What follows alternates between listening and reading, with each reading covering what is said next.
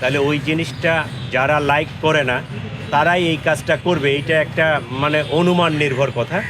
আর video footage বিশ্লেষণ করলে আমরা আরও সঠিক তথ্যটা পাবো যে এখানে লাইটিং আগুনটা লাগাইছে তারে ডিটেক্ট করতে পারলে তার মাস্টার মাইন্ড কারা বা এটার সাথে কারা জড়িত এইটার ডিটেইল আমরা পরে বলতে পারি। আপনারা জানেন রাতে একটা অনাকাঙ্ক্ষিত ঘটনা ঘটে গেছে। এইটা 5টার দিকে, অ্যারাউন্ড 5টার দিকে আমি 5:06 কন্ট্রোলে যখন ফোন করি আমাকে জানাইছে যে 5:05 এরকম একটা ঘটনা ঘটছে। তো এইটা আমরা আপাত দৃষ্টিতে দেখে যেটা মনে হচ্ছে এটা কোনো অ্যাক্সিডেন্টাল না, কেউ ইন্টেনশনালি এইটা করছে, এইটুকু আমরা নিশ্চিত। আপনারা দেখতেছেন চতুর্পাশে এখানে প্রচুর ক্যামেরা আছে। ওয়ালটন আবারও মিলিনিয়ার অফারে ওয়ালটন ফ্রিজ কিনে আপনিও হয়ে যেতে পারেন মিলিয়নিয়ার।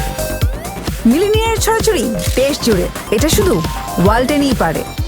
আমরা এই আমাদের যে ইনভেস্টিগেটিং টিম তারা আসতেছে, আমরা ওই যে ডিজিটাল যে রেকর্ডগুলো হয় ওইটা আমরা নিব, ফরেনসিক করব, আমরা এটা ডিটেকশন করে ফেলবো ইনশাল্লাহ। তো এই পর্যায়ে আসলে বলার ওই আসে না, স্কোপ আসে নাই যে পার্টিকুলারলি কারা করছে বা কারা করে নাই, এইটা এই মুহূর্তে বলা যাবে না, এটা ইনভেস্টিগেশনে বাইর হবে। তবে প্রাথমিকভাবে ধারণা করা যায় যে এখানে দেখছেন যে 2টা পোর্ট্রেট পুরানো হয়েছে। একটা হয়েছে বিগত সরকারের যে সরকার প্রধান ছিল ফ্যাসিস্ট, তার যে একটা পোর্ট্রেট করা হয়েছে এইটা, এবং ওইটা পুরাইতে গিয়ে সম্ভবত কবুতরের কিছু অংশ আংশিক পুরানো হয়েছে। তাহলে ওই জিনিসটা যারা লাইক করে না তারাই এই কাজটা করবে, এইটা একটা মানে অনুমান নির্ভর কথা। কিন্তু এইটা আমরা তদন্ত করে আমরা যদি ওই ভিডিও ফুটেজগুলো আমরা যখন কমপ্লিটলি এটা ইনভেস্টিগেশন করতে পারবো, আমরা ওইটা যে এখানে লাইটিং আগুনটা লাগাইছে তারে ডিটেক্ট করতে পারলে তার মাস্টার মাইন্ড কারা বা এটার সাথে কারা জড়িত এইটার ডিটেইল আমরা পরে বলতে পারবো। নিরাপত্তা ব্যবস্থা ছিল, পুলিশ ছিল, এখানে ঢাকা ইউনিভার্সিটির প্রক্টোরিয়াল টিম ছিল, তারাও ছিল। এইটা আমরা এখনও যেটা আমি প্রাথমিকভাবে শুনছি প্রক্টোরিয়াল টিমের 2জন সদস্য ছিল, তারা 5টার দিকে সম্ভবত মসজিদে নামাজ পড়তে গেছে এইরকম।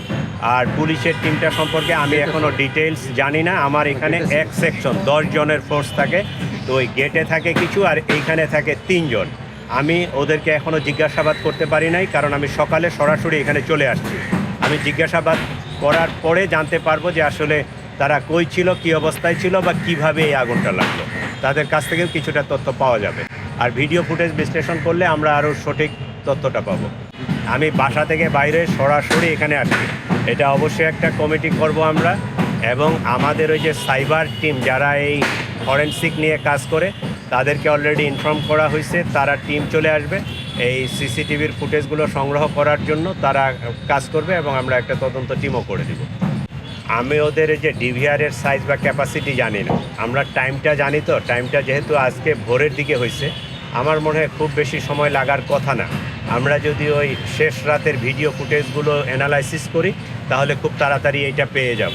যেহেতু ঘটনার সময়টা জানা গেছে, ওই সময়ের আগে পিছে আধা ঘন্টা বা 1 ঘন্টার ভিডিও ফুটেজগুলো, সব সিসিটিভির ভিডিও ফুটেজগুলো যদি আমরা অ্যানালাইসিস করি তাহলে আমরা পেয়ে যাব।